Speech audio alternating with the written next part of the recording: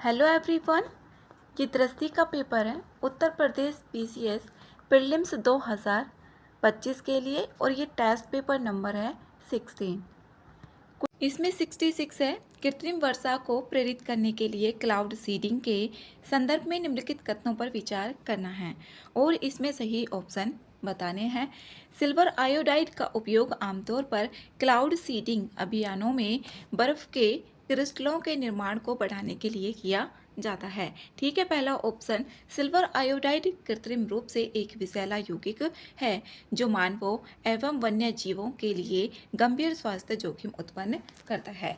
यह एक कृत्रिम रूप से विषैला यौगिक नहीं है और ये इसको जो पर्यावरण में अल्प मात्रा में ये मौजूद रहता है, मनुष्य और वन्य जीवों के लिए हानिकारक नहीं माना जाता है। पहला ऑप्शन इसमें सही है, ए आंसर इसका सही आंसर है। नेक्स्ट है 67, A1 और A2 यहाँ पर दूध किस्मों के संबंध में बताना है कौन से इसमें सही ऑप्शन है। पहला है A1 दूध में A2 की तुलना में वसा की मात्रा अधिक होती है। इसमें यहाँ पर जो A2 दूध है वो पारंपरिक A1 दूध से संरचना और पाचन पर इसके प्रभाव दोनों से अलग होता है। इसमें यहाँ पर सही है पहला ऑप्शन। मानक AI यहाँ पर A1 दूध की गाय के दूध की तुलना में A2 दूध में कैल्शियम, मैग्नीशियम, फास्फोरस और विटामिन डी जैसे पोषक तत्वों का स्तर अधिक होता है। दोनों ऑप्शन इसके सही है, सी आंसर इसमें सही है।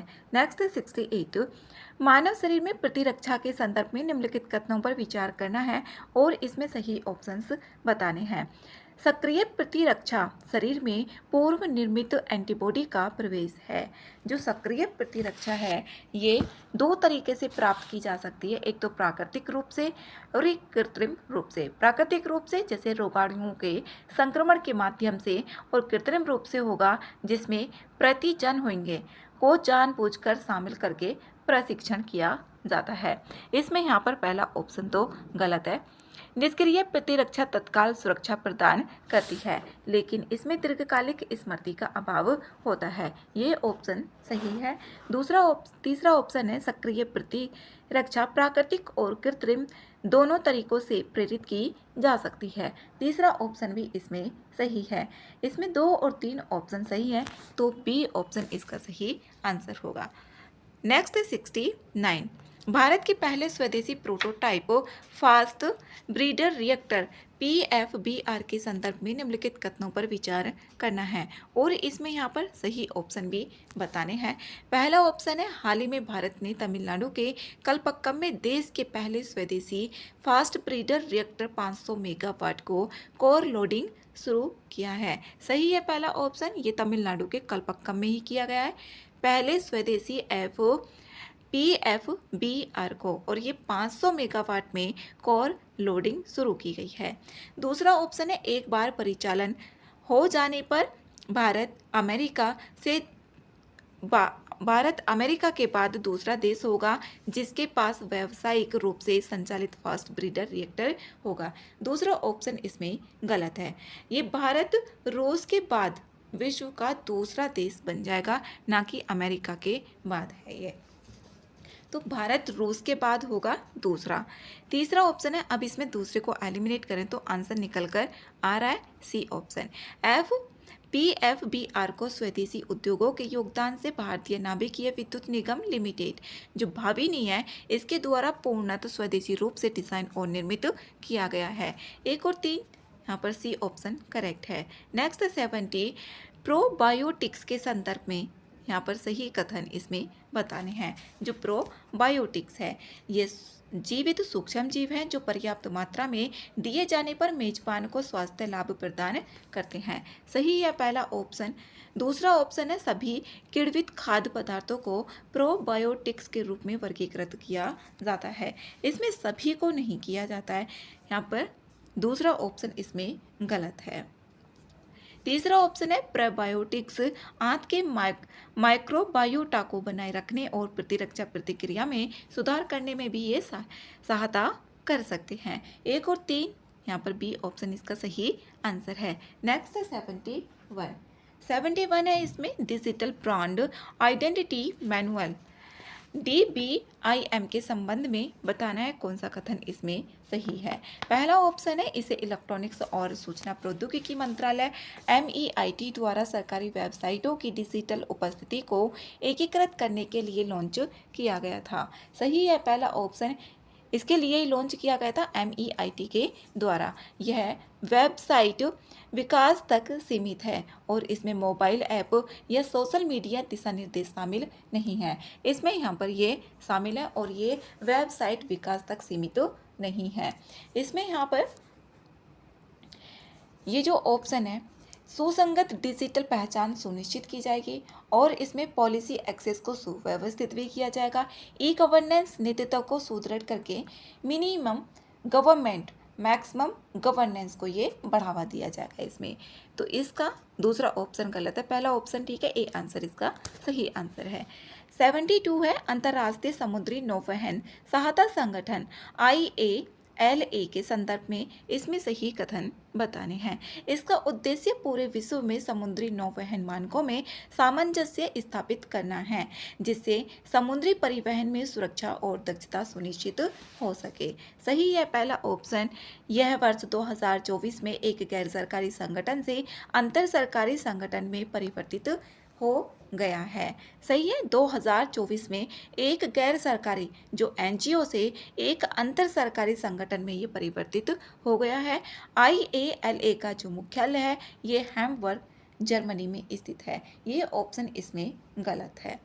इसका यहाँ पर इसका मुख्यालय हैम्बर्ग जर्मनी में स्थित नहीं है, बल्कि यहाँ पर फरवरी 2025 में इसका जो मुख्यालय है ये सेंट जर्मेन एन ले फ्रांस में स्थित है। तो तीसरा ऑप्शन इसमें गलत है। 1 और 2 ए में आ रहा है, ए आंसर इसका सही आंसर है। नेक्स्ट है 73, उपयुक्त में से कितने खनिजों को national critical minerals mission NCMM के अंतर्गत क्रिटिकल मिनरल्स के रूप में वर्गीकृत किया गया है। इसमें ये बताना है, एक तो लिथियम को किया गया है, ग्रेफाइट कोबाल्ट को किया गया है और इसमें सिलिका रेत को किया गया है। दुर्लभ मृदा तत्व इसमें शामिल नहीं है और बॉक्साइट भी शामिल नहीं है। तो इसमें यहाँ पर 4 ऑप्शन सही है, बी ऑप्शन इसका सही होगा, केवल 4। नेक्स्ट है 74, प्रधानमंत्री धन धान्य कृषि योजना PMDKY के संदर्भ में निम्नलिखित कथनों पर विचार करना है और इसमें सही ऑप्शन भी बताने हैं। पहला ऑप्शन है, इसका उद्देश्य कम उत्पादकता, मध्यम फसल सघनता और औसत से कम ऋण मापदंडों के आधार पर पहचाने गए 100 जिलों में कृषि उत्पादकता को बढ़ाना है। सही है, यह मौजूदा योजनाओं के साथ अभिसरण के माध्यम से सिंचाई विकास, फसलोत्तर बुनियादी अवसंरचना और ऋण पहुंच को एकीकृत करता है। इसमें ये ऑप्शन भी सही है, दोनों ऑप्शन सही है, सी आंसर इसका सही आंसर है। नेक्स्ट है 75, भारत में डिपॉजिट इंश्योरेंस से संबंधित निम्नलिखित कथनों पर विचार करना है और इसमें सही ऑप्शन देखने हैं। भारत में डिपॉजिट इंश्योरेंस की सुविधा deposit insurance and credit guarantee corporation जो DICGC द्वारा प्रदान की जाती है, जो कि भारतीय रिजर्व बैंक RBI की पूर्ण स्वामित्व वाली सहायक संस्था है। ठीक है, पहला ऑप्शन।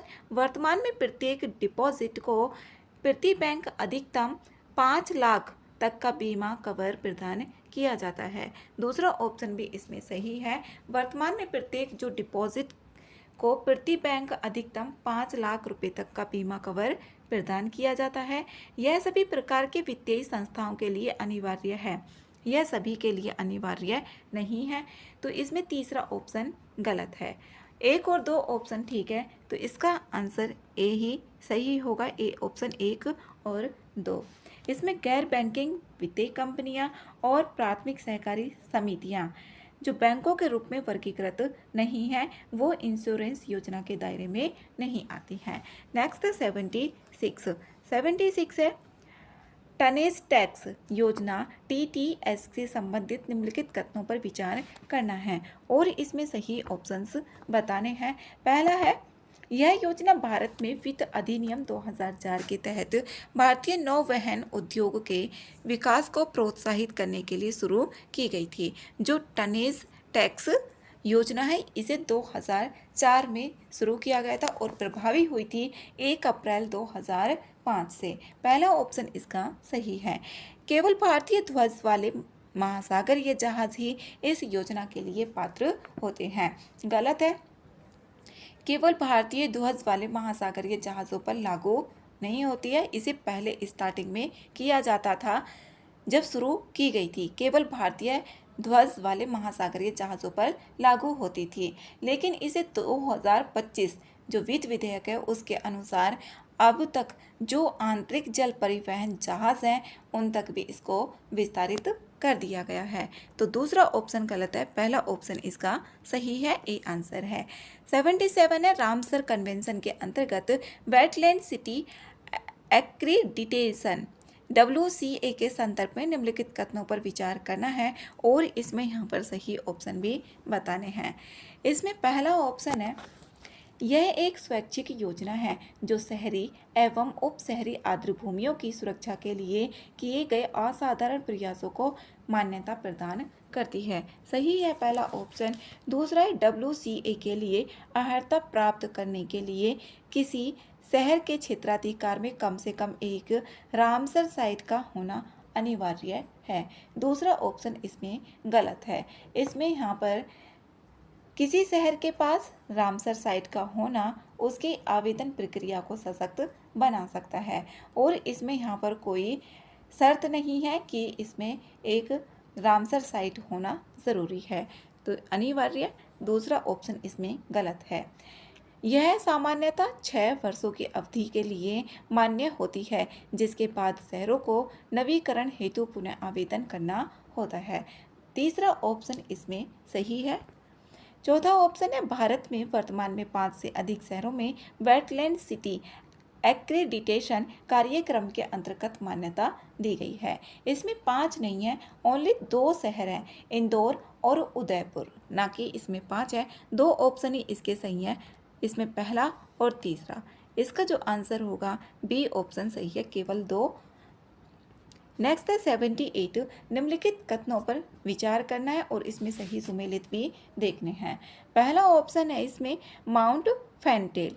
जो माउंट फैंटेल है ये यहाँ पर इथोपिया में ही है, तो पहला इसमें करेक्ट है। दूसरा है माउंट डुकोनो। जो माउंट डुकोनो है ये यहाँ पर इंडोनेशिया में स्थित है, ना कि ये इटली में स्थित है। जो माउंट डुकोनो है ये इटली में स्थित ना होकर इंडोनेशिया में स्थित है। तीसरा है माउंट इबो। माउंट इबो ये इंडोनेशिया में ही स्थित है, ये इंडोनेशिया में है। तो 1 और 3 2 ऑप्शन इसके सही है, बी आंसर इसका सही आंसर होगा। नेक्स्ट है 79, निम्नलिखित में से किस संगठन ने imagine a world with more women in science अभियान शुरू किया? यह शुरू किया गया यूनेस्को के द्वारा, संयुक्त राष्ट्र शैक्षिक वैज्ञानिक और सांस्कृतिक संगठन के द्वारा। बी आंसर इसका सही आंसर है। नेक्स्ट है 80, स्वावलंबिनी कार्यक्रम के संबंध में इसमें सही कथन बताने हैं। पहला ऑप्शन है, यह एक महिला उद्यमिता कार्यक्रम है जिसे शुरू में भारत के पूर्वी क्षेत्र में शुरू किया गया था और बाद में देश के अन्य हिस्सों में इसको विस्तारित कर दिया गया। जो स्वावलंबिनी कार्यक्रम है इसको पहले इसको शुरू किया गया था पूर्वी क्षेत्र में, फिर इसको देश के अन्य हिस्सों में भी शुरू कर दिया गया और यह कौशल विकास और उद्यमिता मंत्रालय MSDE और नीति आयोग की एक संयुक्त पहल है। दूसरा ऑप्शन भी इसमें सही है, इसे MSD और नीति आयोग के द्वारा इसको शुरू किया गया था, स्वावलंबिनी कार्यक्रम को। इसका उद्देश्य संरचित उद्यमशीलता प्रशिक्षण और परामर्श प्रदान करके उच्च शिक्षा संस्थानों HEI में छात्राओं को सशक्त बनाना है। 1 2 3 तीनों ऑप्शन इसके सही है, तो डी आंसर इसका सही आंसर है, डी ऑप्शन है इसका। नेक्स्ट है 81 है, जेनो ट्रांसप्लांटेशन के संबंध में निम्नलिखित कथनों पर विचार करना है और इसमें सही ऑप्शन भी बताने हैं। पहला ऑप्शन है इसका, इसमें प्राणियों से ग्राही मतलब होता है प्राप्त करता मानव तक अंगों या उत्तकों का प्रत्यारोपण शामिल है। सही है पहला ऑप्शन, इसमें ये शामिल है।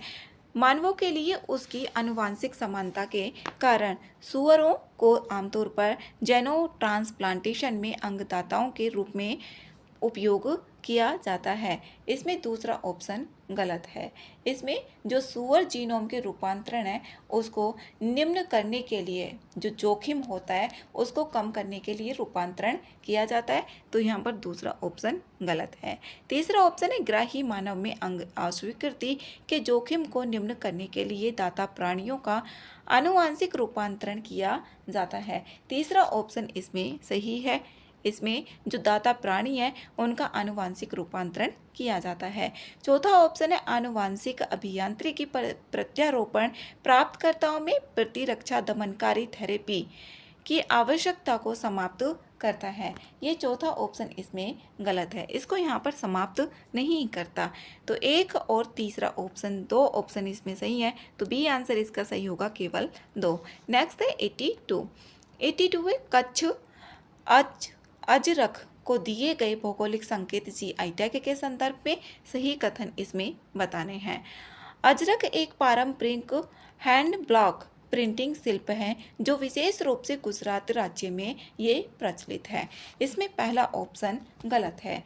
ये गुजरात के लिए विशिष्ट नहीं है, बल्कि पाकिस्तान में सिंध और भारत के राजस्थान में बाड़मेर जैसे क्षेत्रों में पाई जाती है। ये पाकिस्तान में सिंध और भारत के राजस्थान, तो यहाँ पर गुजरात में नहीं है। पहला ऑप्शन इसमें गलत होने के बाद 2 ऑप्शन एलिमिनेट हो गए। दूसरा ऑप्शन है अजरक में प्राकृतिक रंगों का उपयोग करके उपचारित सोच, जो सूती कपड़े पर हाथ ब्लॉक प्रिंटिंग की एक सावधानी पूर्वक प्रक्रिया इसमें शामिल है और इसे जीआई प्रमाणन बिना किसी प्रतिबंध के विश्व स्तर पर अजरक वस्त्रों के व्यवसायीकरण को प्रोत्साहन देता है। तीसरा ऑप्शन इसमें गलत है। इसमें यहाँ पर प्रमाणन दुरुपयोग या नकल को रोकने के लिए कुछ प्रतिबंध ये लगाता है और उत्पाद की सांस्कृतिक विरासत और प्रमाणिकता का संरक्षण भी देता है। तो तीसरा ऑप्शन इसमें गलत है, केवल ओनली 2 ठीक है, तो बी आंसर इसका सही आंसर है। 83 है वैश्विक लैंगिक अंतराल रिपोर्ट 2024 के संदर्भ में इसमें बताना है कौन से कथन सही हैं। रिपोर्ट आर्थिक, शिक्षा और स्वास्थ्य संकेतकों में लैंगिक समानता को बेंचमार्क करती है और इसमें एक प्रमुख आयाम के रूप में राजनीतिक सशक्तिकरण भी शामिल है। सही है पहला ऑप्शन। 2024 में रिपोर्ट वैश्विक लैंगिक अंतराल ग्लोबल जेंडर गैप 68.5% दर्ज किया गया। इसमें यह भी सही है, 2024 में जो वैश्विक लैंगिक अंतराल है ये 68.5 यहाँ पर दर्ज किया गया। ठीक है। रिपोर्ट में अनुमान लगाया गया है कि प्रकृति का वर्तमान दर पर पूर्ण लिंग समानता प्राप्त करने में 134 वर्ष लगेंगे। इसमें 134 वर्ष ही बताए गए हैं। विश्व आर्थिक मंच के द्वारा WEF के द्वारा इस रिपोर्ट को जारी किया जाता है और 134 वर्ष लगेंगे लिंग समानता प्राप्त करने के लिए। ये अलग से भी इसमें पूछा जा सकता है। 134 वर्ष का तीनों ऑप्शन इसमें सही है, तो डी आंसर इसमें सही आंसर है। नेक्स्ट है 84 इसरो के पुनः प्रयोज्य प्रक्षेपण यान पुष्पक के संबंध में निम्नलिखित में से कौन सा कथन है जो इसमें सही है। इसमें यहाँ पर कोड भी इसमें दिए गए हैं। पहला ऑप्शन है RLV LEX-03 मिशन ने पिछले मिशनों की तुलना में अधिक चुनौतीपूर्ण परिस्थितियों में स्वायत्त लैंडिंग क्षमता का प्रदर्शन किया है। सही है पहला ऑप्शन इसमें। दूसरा ऑप्शन है RLV LEX-03 के दौरान पुष्पक का अवतरण वेग एक विशिष्ट वाणिज्यिक विमान की अवतरण गति से ये कम था। इसमें दूसरा ऑप्शन गलत है। ये 260 किलोमीटर घंटे से अधिक था, ना कि इसमें कम था, तो दूसरा ऑप्शन इसमें गलत है। तीसरा है पुष्पक ने स्वायत्त ग्राउंड रोल कंट्रोल के लिए एक रडर और नोज व्हील स्टीयरिंग सिस्टम का उपयोग किया। 1 और 3 ऑप्शन इसमें सही है। 1 और 3 आ रहा है डी में, डी आंसर इसका सही आंसर है। नेक्स्ट है 85 इसमें कथन और कारण इसमें दिए गए हैं और सही ऑप्शन बताना है। पहला है वैश्विक टीकाकरण 2024 पर WHO की रिपोर्ट के अनुसार 2023 में diphtheria, tetanus, pertussis vaccine DTP3 की तीसरी खुराक के लिए वैश्विक कवरेज कितना? यहाँ पर 84% था। ठीक है, पहला ऑप्शन, यह कवरेज स्तर पूर्व महामारी स्तरों पर एक महत्वपूर्ण सुधार दर्शाता है। ये ऑप्शन इसमें गलत है। यहाँ पर ये कवरेज स्तर पूर्व महामारी स्तरों पर एक महत्वपूर्ण सुधार नहीं दर्शाता है। तो इसका आंसर होगा सी ऑप्शन, पहला सही है और दूसरा ऑप्शन गलत है। ये कोविड-19 महामारी के आगमन के पहले वैश्विक DTP3 कवरेज लगभग इसमें कितना 86% यहाँ पर अधिक था। नेक्स्ट है 86, अस्मिता परियोजना के संदर्भ में देखना है, ये इम्पोर्टेंट है। अस्मिता परियोजना अनुवाद और अकादमिक लेखन के माध्यम से भारतीय भाषाओं के अध्ययन सामग्री को बढ़ाना, भारतीय भाषा समिति के सहयोग से विश्वविद्यालय अनुदान आयोग द्वारा इसको शुरू किया गया था। इसे UGC के द्वारा शुरू किया गया था। इसमें यहाँ पर अस्मिता परियोजना का लक्ष्य है 22 अनुसूचित भारतीय भाषाओं में 5 वर्षों में 22,000 पुस्तकें तैयार करना है। सही है पहला ऑप्शन। इस परियोजना का नेतृत्व भारतीय भाषा समिति के सहयोग से केंद्रीय भारतीय भाषा संस्थान central institute of Indian language द्वारा किया जा रहा है। इसमें दूसरा ऑप्शन गलत है। इसे UGC के द्वारा शुरू किया गया था, ना कि इसके द्वारा किया गया। तो सही ऑप्शन बताना, ए आंसर इसका सही आंसर है। ब्लू मून के संदर्भ में देखना है, इसमें कौन से कथन सही है। ब्लू मून जो है, एक ब्लू मून एक नियमित पूर्णिमा की तुलना में पृथ्वी पर ज्वारीय पैटर्न को अधिक महत्वपूर्ण रूप से प्रभावित करता है। जो ब्लू मून है, ये एक घटना विशुद्ध रूप से एक कैलेंडर घटना होती है। पृथ्वी पर चंद्रमा के गुरुत्वाकर्षण खिंचाव को प्रभावित ये नहीं करती है। जब चंद्रमा पृथ्वी के निकटतम बिंदु पर होता है, जब चंद्रमा पृथ्वी के निकटतम बिंदु पर होगा, सूर्य, चंद्रमा और पृथ्वी संरेखित होते हैं और इसमें सबसे अधिक प्रभावी होता है। पहला ऑप्शन इसका गलत है। दूसरा ऑप्शन है, ब्लू मून 2 प्रकार के होते हैं जिनमें से किसी में भी चंद्रमा का रंग शामिल नहीं होता है। इसमें सही है। इसमें 2 प्रकार का होता है। एक तो मासिक ब्लू मून होगा, ये एक कैलेंडर महीने के भीतर होने वाली दूसरी पूर्णिमा को संदर्भित करता है। जैसे एक महीने में 2 पूर्णिमा पड़ जाती हैं, जो दूसरी पूर्णिमा होगी उसको बोला जाएगा मासिक ब्लू मून। और एक होता है मौसमी ब्लू मून, जैसे मौसम में तीसरी पूर्णिमा को ये दर्शाता है, जिसमें 4 पूर्णिमा होती हैं, तीसरी को ये दर्शाएगा। तो इसमें दूसरा ऑप्शन सही है, ये बी ऑप्शन इसका सही आंसर है। नेक्स्ट है 88, बायो E3 नीति के तहत प्राथमिकता वाले निम्नलिखित विषयगत क्षेत्रों पर विचार करना है और बायो E3 नीति के रणनीतिक फोकस क्षेत्रों में शामिल है, ये बताना है। पहला ऑप्शन है जैव आधारित रसायन और एंजाइम इसमें शामिल है। दूसरा कार्यात्मक खाद्य पदार्थ और स्मार्ट प्रोटीन भी शामिल है।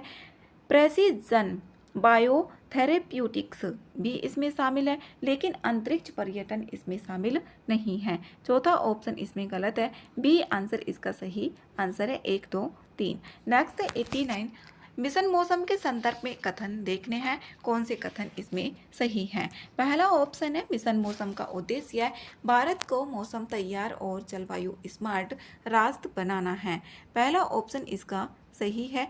दूसरा, मिशन मौसम का कार्यान्वयन वर्ष 2024 से 2031 तक 2 चरणों में करने की योजना है, इसमें यह भी सही है। 1 और 2 दोनों ऑप्शन सही है, सी आंसर इसका सही आंसर है। नेक्स्ट है question number 90, quantum natural language processing QNLP के संबंध में देखना है, इसमें सही ऑप्शन कौन से हैं। पहला ऑप्शन है QNLP मानव भाषाओं के प्रसंस्करण और समझ को बढ़ाने के लिए क्वांटम कंप्यूटिंग सिद्धांतों का उपयोग करता है। ये क्वांटम कंप्यूटिंग सिद्धांत का उपयोग करता है, सही है। यहाँ पर डिस्क को कैट फ्रेमवर्क जो QNLP का आधार है।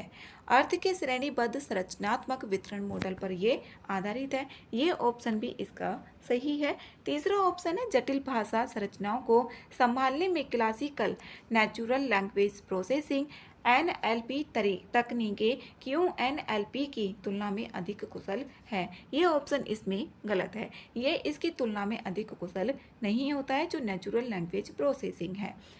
एक और दो ऑप्शन ठीक है, ए आंसर इसका सही आंसर है। नेक्स्ट है 91, रमन मैग्सेसे पुरस्कार के संदर्भ में सही ऑप्शन इसमें बताने हैं। पहला ऑप्शन है इसे प्राय एशिया का नोबेल पुरस्कार माना जाता है। इसे एशिया का नोबेल पुरस्कार ही माना जाता है। स्टूडियो घिबली के सह संस्थापक मियाजाकी हायाओ इस पुरस्कार के वर्ष 2024 के विजेता हैं। ठीक है, दूसरा ऑप्शन भी इसके जो स्टूडियो घिबली के सह संस्थापक मियाजाकी हायाओ इस पुरस्कार के वर्ष 2024 के विजेता हैं। यह पुरस्कार प्रतिवर्ष केवल एशिया के व्यक्तियों या संगठनों को प्रदान किया जाता है। यह केवल एशिया के व्यक्तियों को या संगठनों को ही प्रदान किया जाता है, रमन मैग्सेसे पुरस्कार। ये ऑप्शन इसमें सही है तीनों, तो डी आंसर सही आंसर होगा। रमन मैग्सेसे पुरस्कार को उसकी प्रतिष्ठा तथा एशिया में व्यक्तियों एवं संगठनों को उनके समुदायों के लिए ईमानदारी, साहस और सेवा के लिए सम्मानित किया जाता है और इसे एशिया का नोबेल पुरस्कार भी कहा जाता है। इसमें तीनों ऑप्शन ठीक है, डी आंसर करेक्ट है। नेक्स्ट है 92, युवा संगम के संबंध में इसमें सही कथन बताने हैं। यह पहल एक श्रेष्ठ भारत कार्यक्रम का हिस्सा है और इसे शिक्षा मंत्रालय द्वारा समन्वित किया जाता है। इसमें पहला ऑप्शन सही है।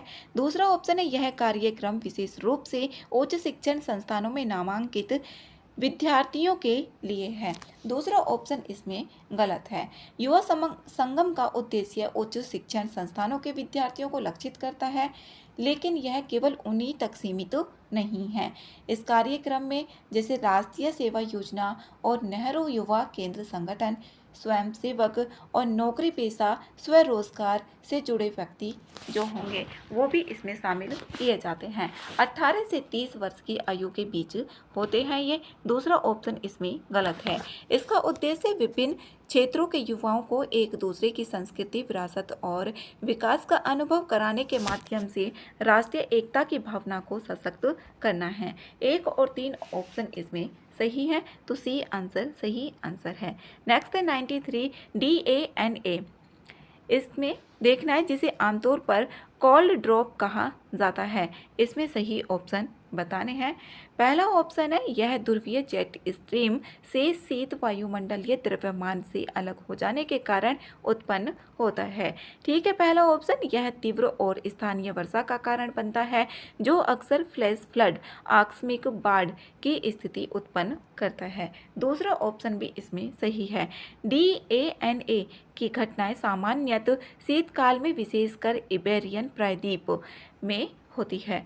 इसमें तीसरा ऑप्शन गलत है। पहला और दूसरा ऑप्शन ही सही है, तो ए आंसर इसका सही आंसर होगा। इसकी जो घटनाएं होंगी शीतकाल में सामान्यतः नहीं होती, ये पतझड़ और वसंत ऋतुओं में घटित होती हैं। तो तीसरा ऑप्शन गलत है, ए आंसर इसका सही आंसर है। 94 है, निम्नलिखित में से कौन सा संगठन प्रतिवर्ष थ्यामम जो थय्यम है ये जब जीबद्ध फ्री टू थिंक रिपोर्ट प्रकाशित करता है? ये करता है scholars at risk, SAR। B option इसका सही आंसर है, फ्री टू थिंक। नेक्स्ट है 95 है, नमो ड्रोन दीदी योजना के संबंध में निम्नलिखित कथनों पर विचार करना है और सही ऑप्शन बताने हैं। यह योजना विज्ञान और प्रौद्योगिकी मंत्रालय तथा ग्रामीण विकास मंत्रालय द्वारा शुरू की गई। ये ऑप्शन इसमें गलत है। यह एक केंद्रीय क्षेत्रक योजना है, सेंट्रल सेक्टर्ड योजना है और इसे कृषि एवं किसान कल्याण मंत्रालय के तहत ग्रामीण विकास मंत्रालय और उर्वरक विभाग के साथ इसको कार्यान्वित किया जाता है। पहला ऑप्शन इसमें गलत है। पहला गलत होने के बाद इसमें ऑप्शन बच रहा है सी, तो सी आंसर इसका सही आंसर होगा। और इसमें 80% तक की सब्सिडी प्रदान की जाती है, जिसकी अधिकतम सीमा 8 लाख रुपए तक है। यह योजना प्रत्येक एसएचजी में कम से कम एक महिला को ड्रोन संचालन के लिए प्रशिक्षण और लाइसेंस प्राप्त करना अनिवार्य बनाती है। नेक्स्ट है 96, भू-नीर पोर्टल। जो भू-नीर पोर्टल है इसके संबंध में देखना है सही ऑप्शन कौन से हैं। पहला ऑप्शन है, इस पोर्टल को केंद्रीय भूजल प्राधिकरण और राष्ट्रीय सूचना विज्ञान केंद्र द्वारा संयुक्त रूप से विकसित किया गया है। ठीक है, यह एक डिजिटल प्लेटफॉर्म के रूप में कार्य करता है, जिसका उद्देश्य भूजल संसाधनों का प्रबंधन और विनियमन करना है। इस पोर्टल में उपयोगकर्ता की पहुंच के लिए स्थायी खाता संख्या, जो PAN आधारित एकल पहचान प्रणाली सिंगल ID सिस्टम का उपयोग किया गया है। 1, 2, 3 तीनों ऑप्शन सही है, तो डी आंसर इसका सही आंसर है। नेक्स्ट है 97, इसमें एल्यूलोज के बारे में, ये एल्यूलोज नहीं, ये एल्यूलोज ही है, के संदर्भ में देखना है कौन सा सही है। यह एक प्राकृतिक रूप से पाई जाने वाली शर्करा है, जो कुल फलों में बहुत कम मात्रा में पाई जाती है। इसमें सही है पहला ऑप्शन। दूसरा, यह टेबल शुगर सामान्य चीनी की तुलना में बहुत कम कैलोरी प्रदान करती है। यह चीनी की तुलना में बहुत कम कैलोरी प्रदान करती है। ठीक है, दूसरा ऑप्शन भी। तीसरा है, इसका रक्त शर्करा, ब्लड ग्लूकोज और इंसुलिन स्तर पर न्यूनतम प्रभाव पड़ता है। ये ऑप्शन भी इसमें सही है। तीनों ऑप्शन सही हैं इसके, तो यहाँ पर डी ऑप्शन करेक्ट होगा। नेक्स्ट 98, मायोट जो हाल ही में चक्रवात चिडो के प्रभाव के कारण समाचारों में था, ये स्थित है। ये है हिंद महासागर में। मायोट ये चक्रवात चिडो के प्रभाव के कारण समाचारों में रहा था और ये हिंद महासागर में है। मायोट एक फ्रांसीसी विदेशी ये क्षेत्र है जो हिंद महासागर में स्थित है और मोजाम्बिक चैनल में मेडागास्कर और अफ्रीकी के पूर्वी तट के बीच स्थित है। तो यहाँ पर इसमें बी ऑप्शन करेक्ट है। नेक्स्ट है 99 है, इसमें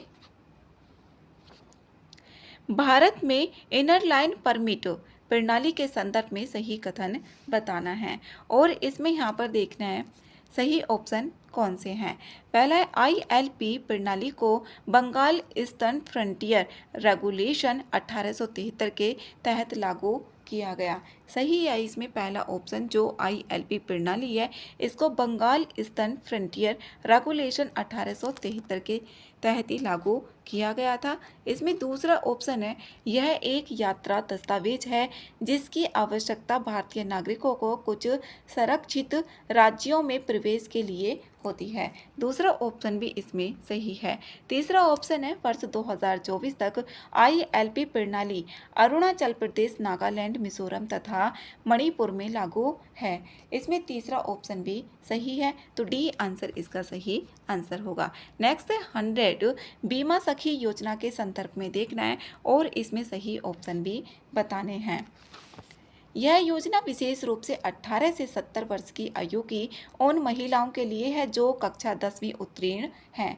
इसमें सही है पहला ऑप्शन, ये 18 से 70 वर्ष की महिलाओं के लिए है और ये जो कक्षा 10वीं तक उत्तीर्ण हैं। इस योजना के तहत प्रशिक्षण के दौरान 5 वर्षों तक वजीफा प्रदान किया जाता है। इसमें ये ऑप्शन गलत है। इसमें यहाँ पर कोई वजीफा राशि प्रदान नहीं की जाती है। इसमें प्रथम वर्ष के लिए इसमें केवल 3 वर्षों के लिए दिया जाएगा, ना कि 5 वर्षों के लिए। इसमें पहले वर्ष में 7,000 रुपये प्रति माह दिए जाएंगे और दूसरे वर्ष के लिए 6,000 प्रति माह दिए जाएंगे और तीसरे वर्ष के लिए 5,000 प्रति माह दिए जाएंगे। तो यहाँ पर दूसरा ऑप्शन तो गलत है। तीसरा ऑप्शन है, इस योजना का प्रमुख उद्देश्य ग्रामीण और अर्धशहरी क्षेत्रों में वित्तीय साक्षरता को बढ़ावा देने के लिए महिलाओं को बीमा एजेंट के रूप में प्रशिक्षित करना है। तीसरा ऑप्शन इसमें सही है, तो ए आंसर इसका सही आंसर होगा 1 और 3।